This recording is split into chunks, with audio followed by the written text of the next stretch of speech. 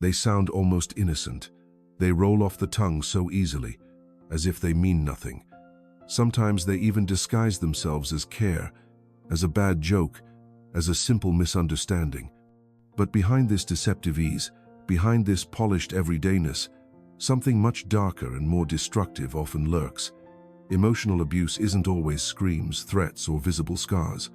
Much more often, it begins with a whisper, with phrases that, like drops of poison, day after day, week after week, penetrate your consciousness, undermining your self-esteem, making you doubt your feelings, your memory, your very reality. You won't immediately understand what is happening. You will look for excuses, try to understand, perhaps blame yourself. And meanwhile, an invisible web will weave itself tighter and tighter, depriving you of air, light, and, ultimately, yourself. You have probably heard these words already. Perhaps they are spoken in your home, in your closest relationships. And if you don't know what to look out for, they will continue their destructive work until you find yourself depleted, confused, with deep wounds in your soul, while the one who utters them may not even realize, or pretends not to realize, the extent of the harm caused. But you are not powerless. Knowledge is your shield and your sword. In this video, we will analyze in detail 7, at first glance, harmless phrases. 7 verbal constructs that are, in fact, powerful weapons in an emotional abuser's arsenal. We won't just list them. We will uncover their hidden mechanism, show how they work, why they are so dangerous, and why your reaction to them is not oversensitivity, but a healthy self-preservation instinct. These are not theoretical explorations from dusty textbooks. This is a harsh, real-life reality that you may have already encountered or are encountering right now. Don't miss a second. The ability to recognize these phrases can be a turning point that will help you save years of your life from emotional abuse, shattered trust, and lost self-esteem. Their specialty is to destroy. Our task is to learn to defend ourselves. Phrase 1. You take everything too personally. You're too sensitive. This phrase is one of bogged down most common, and at the same time, one of the most insidious. It sounds almost like an innocent observation, even with a hint of condescending care for your supposedly fragile nervous system. But let's look deeper. A real-life scenario. How does it happen? Imagine the situation. Your partner makes a sarcastic remark about your friends, your appearance, or your professional achievements. It might be said casually, with a slight smirk, perhaps even in the presence of other people. You feel a pang of resentment, injustice, perhaps shame. Later, when you try to calmly explain your feelings, to say, "It was unpleasant for me when you said such and such," you hear this very phrase in response. "Oh, come on, dear. Are you overthinking again? You take everything too personally." Or perhaps a harsher version. "Stop being so sensitive. It's just my opinion." A joke. The partner's voice might be calm, almost paternal, or conversely irritated, as if you are distracting them from something important with your petty problem. You are left alone with your pain, which is now compounded by doubt. Maybe I really am reacting inappropriately. Maybe the problem is me. What lies behind these words? The mechanism of invalidation. In reality, this phrase is a classic tool for invalidating your emotions. Its goal is not to calm you down, but to make you fall silent and doubt the legitimacy of your feelings. By saying this, the partner is effectively saying, "Your feelings don't matter. Your reaction is inadequate. My words, actions are not the problem. Your perception is the problem." This is a skillful way to evade responsibility. Instead of admitting that their words might have been hurtful, they shift the focus to your excessive sensitivity. This allows them to continue behaving in the same way, without changing anything in their behavior, because the problem is not with them. Moreover, this statement places them in the position of being normal, adequate, and you in the position of being too emotional, unstable. This is the first step towards you starting to suppress your true reactions, fearing you'll seem not right. Long-term consequences. Erosion of self-trust. When you are systematically told that you react too strongly to everything, you gradually lose trust in your own emotional signals. Your feelings are your internal compass, which helps you navigate the world. Understand what is good for you and what is bad, where your boundaries are. If this compass is constantly declared faulty, you begin to ignore its readings. You may start to think that something is wrong with you, that you genuinely feel incorrectly. This leads to an accumulation of unspoken resentments, to chronic stress, to the development of anxiety. You learn to keep silent about what hurts you so as not to receive another dose of accusations of excessive sensitivity.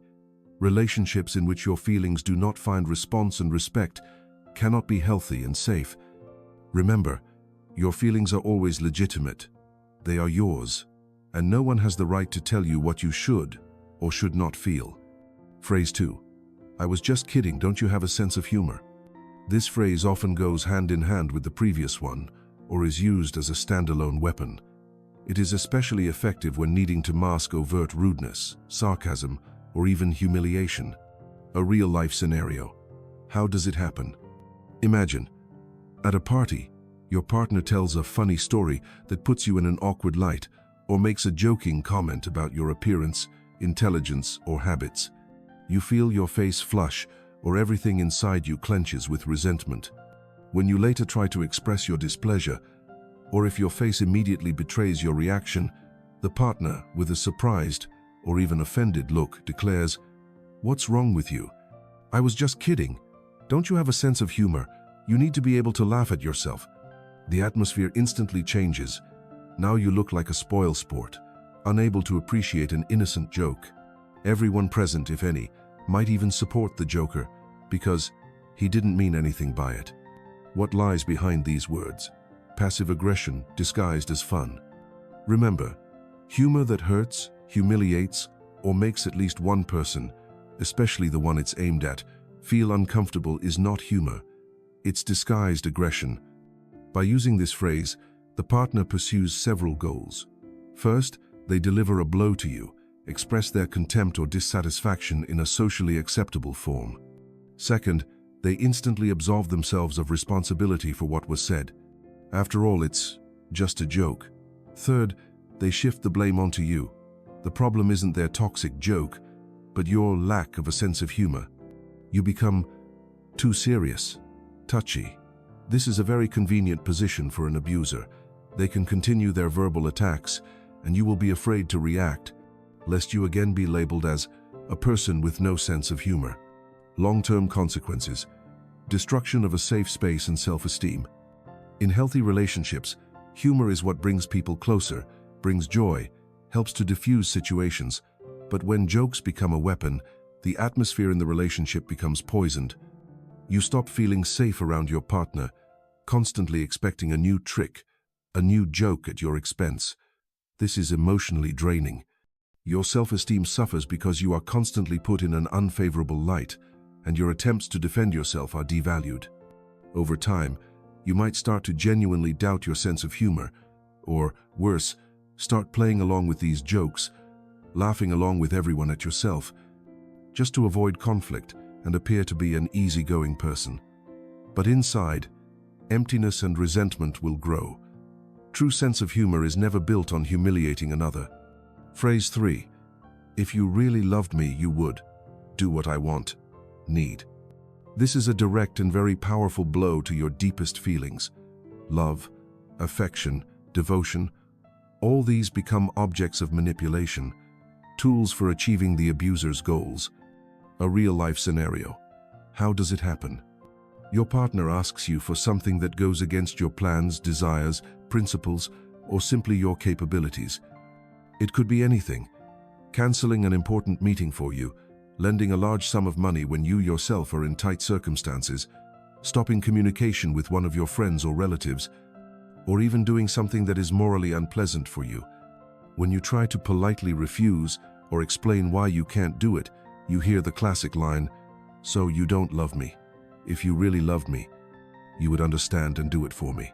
Often, this phrase is delivered with tragic notes in the voice, with an expression of deep offense on the face, to intensify your feeling of guilt. What lies behind these words? Emotional blackmail and a test of loyalty.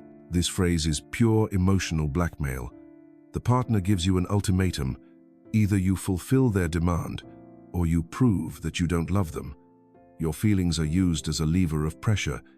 They play on your fear of losing their love, on your desire to be a good partner. It's also a way to test how far you are willing to sacrifice your interests for them, how far they can go with their demands. The abuser creates a situation where you can't win. Either you betray yourself or you betray them. They make you responsible for their emotions and their well-being, ignoring your own needs.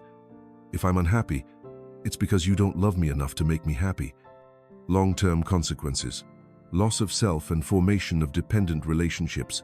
If you regularly give in to such blackmail, your personal boundaries become blurred.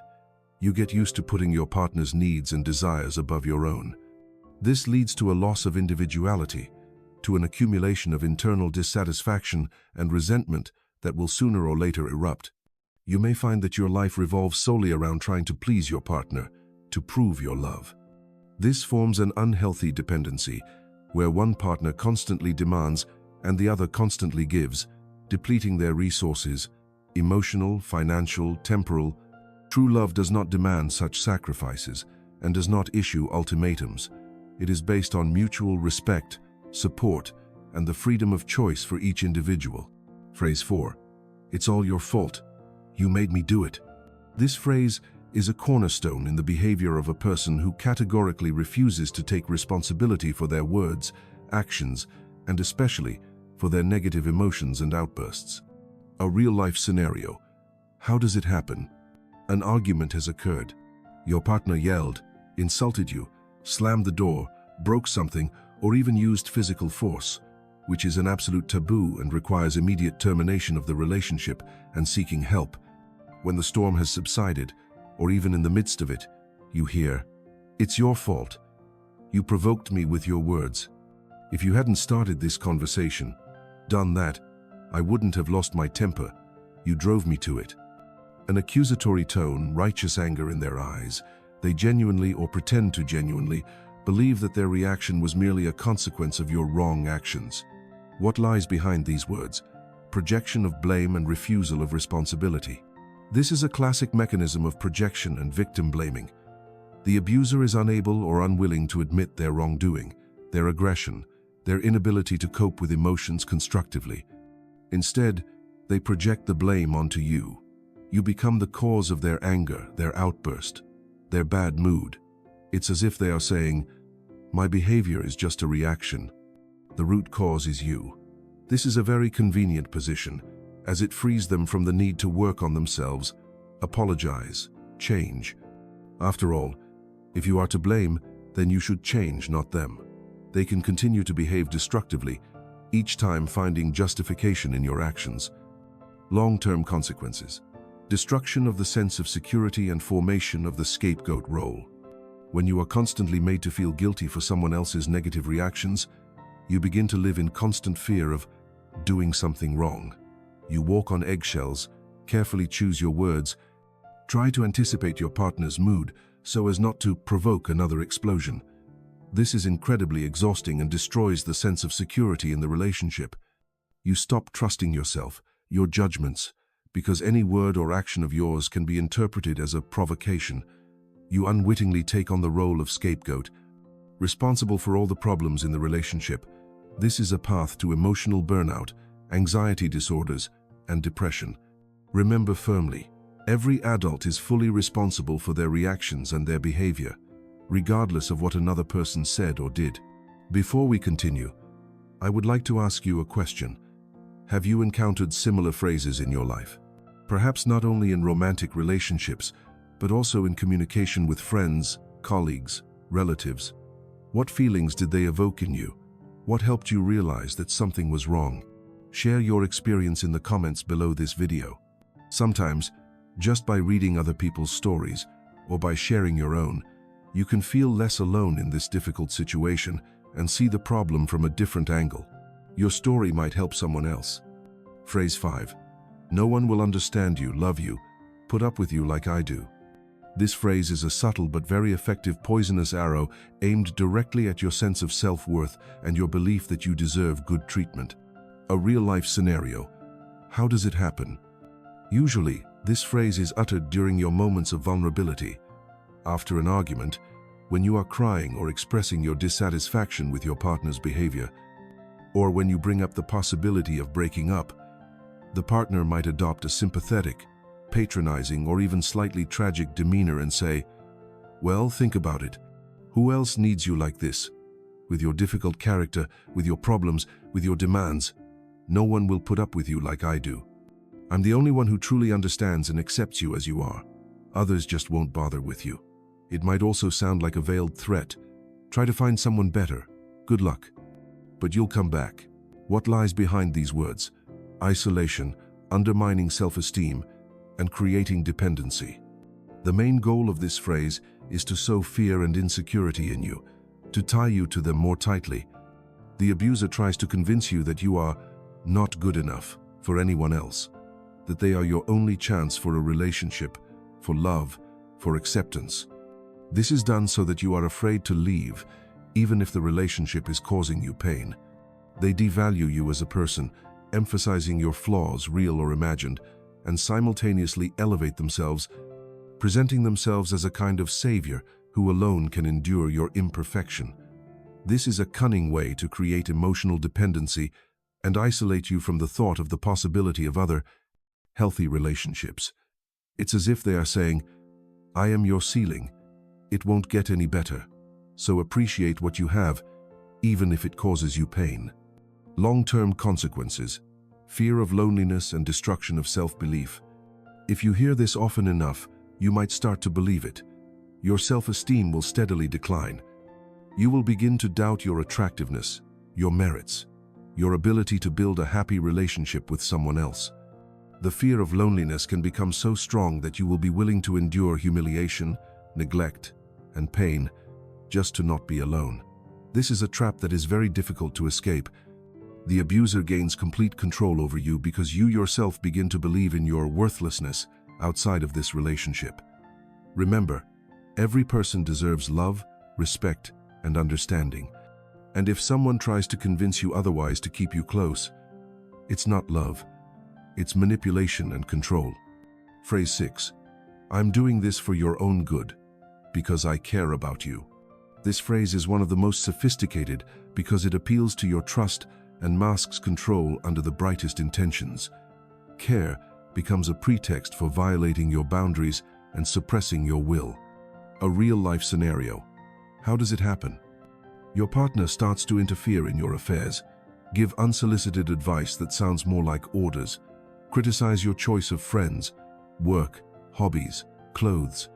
They might restrict your communication with someone, control your finances, decide where you can go and where you can't, and to all your attempts to object or defend your independence, they respond with a disarming smile or a serious look.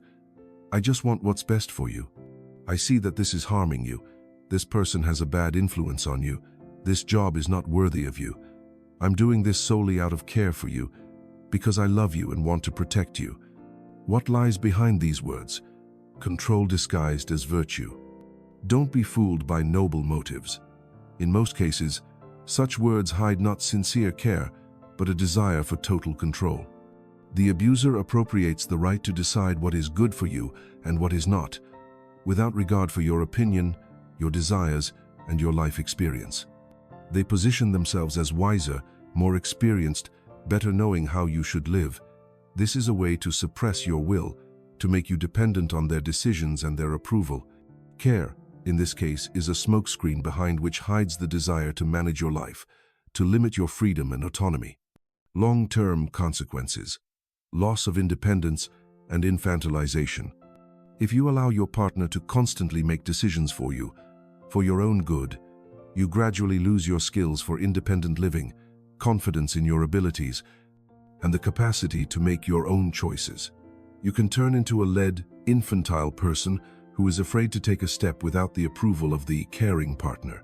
Your personality is suppressed. Your true desires and needs take a back seat. True care always respects the boundaries of another person, their right to their own choices and their own mistakes. It supports, not dictates. It guides, not controls. If care suffocates you and deprives you of freedom, it's not care.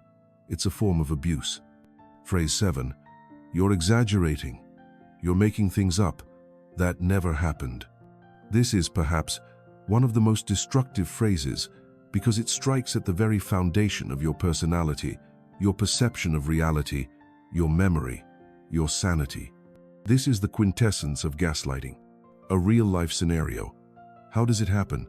You remember perfectly well that your partner said something, promised something, or that a certain incident occurred. You try to discuss it, and in response, you receive a complete and categorical denial. "I never said that. You're confusing things. That didn't happen. You imagined it." You're exaggerating and making things up out of thin air again. Sometimes this is accompanied by an expression of sincere surprise or even concern for your mental state. "You've been having some memory problems lately, dear. Maybe you should rest." The more confidently you insist on your version, the more adamant the partner becomes in their denial. What lies behind these words? Systematic destruction of your reality. This tactic is called gaslighting, and its goal is to make you doubt your own perception, your memory, your sanity. By denying obvious facts, words, events, the abuser avoids responsibility and simultaneously, slowly but surely, destroys your self-confidence.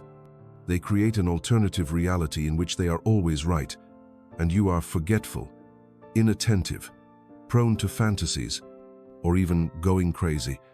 This is done so that you stop trusting yourself and become completely dependent on their interpretation of events. If you don't trust your memory, your feelings, your eyes and ears, then who becomes your main source of truth? Of course, them. Long-term consequences, loss of connection with oneself, and risk of mental disorders. Constant exposure to gaslighting has a cumulative effect. At first, you are simply bewildered. Then you begin to doubt, then to fear your thoughts and memories. You might start keeping diaries to check yourself, or constantly ask other people if a particular event actually happened. This leads to chronic anxiety, disorientation, a sense of isolation. In severe cases, gaslighting can contribute to the development of depression, anxiety disorders, and even post-traumatic stress disorder. You lose connection not only with reality but also with yourself, with your intuition, with your inner voice. This is one of the cruelest forms of emotional abuse because it attacks the very essence of your personality. If you recognized in these 7 phrases things that you regularly or even periodically hear addressed to you, this is not just communication difficulties. These are warning signs that cannot be ignored. Emotional abuse is not a fiction. It is a reality that cripples souls and destroys lives. It is insidious in its subtlety, its ability to disguise itself as normal or personality quirks. Remember, your feelings are normal. You have the right to any emotion, and no one has the right to devalue them. Humor that demeans is not humor, but aggression. Love does not require proof through self-humiliation and the abandonment of your boundaries. You are not responsible for the emotional outbursts and bad behavior of another adult. You are valuable and worthy of love and respect as you are, and no one has the right to convince you otherwise to keep you close. True care expands your opportunities and respects your freedom rather than controlling and suppressing. Your memory, your perception of reality, these are your foundations. If someone systematically tries to destroy them, they are an enemy of your mental health. Recognizing these phrases, understanding their true meaning, this is the first, but most important step on the path to healing and liberation. Do not be afraid to trust your feelings. If you feel bad in a relationship, if you feel oppressed, guilty, insecure, this is not your fault or peculiarity. It is a signal that something is wrong. Do not remain alone with this problem. Talk to friends you trust, to relatives. Seek professional help from a psychologist or psychotherapist. There are support groups for people who have experienced emotional abuse. Your emotional well-being, your right to a happy and healthy life, this is not something that can be sacrificed. Sometimes the hardest, but most necessary step is the decision to leave. To leave, to save yourself, to reclaim yourself. Voiceover. Thank you for watching this video to the end. We hope that the information we shared was useful to you and will help you better understand the dynamics of relationships. If so, please like this video. It will help it reach more people who may need this information. Share it with those to whom, in your opinion, it might be important. Subscribe to our channel so you don't miss new, in-depth analyses of important psychological topics. And please remember, Taking care of your inner world is not selfishness, but a vital necessity. Take care of yourself.